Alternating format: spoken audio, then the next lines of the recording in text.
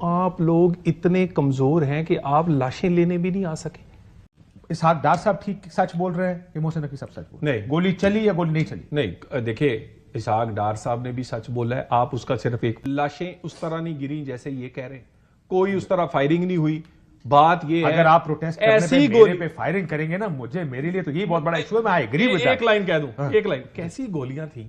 کسی M N اے کو لگی نہیں، کسی ایم پی اے کو لگی نہیں، ایک منٹ، کسی رہنما کو لگی نہیں، کسی رشتہ دار کو لگی نہیں، کسی اس کے سٹاف کو نہیں لگی.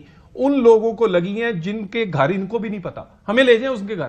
ان کا 274 میں سے کمیٹی بنا دیتے ہیں جو کہ ڈائیلاگ کریں.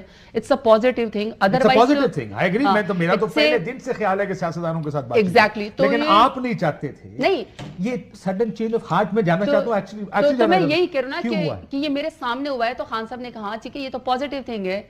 دیکھیں جس ٹائم وہ سالیٹری کنفائنمنٹ کیا کوئی پری کنڈیشن کے ساتھ ہے یا بغیر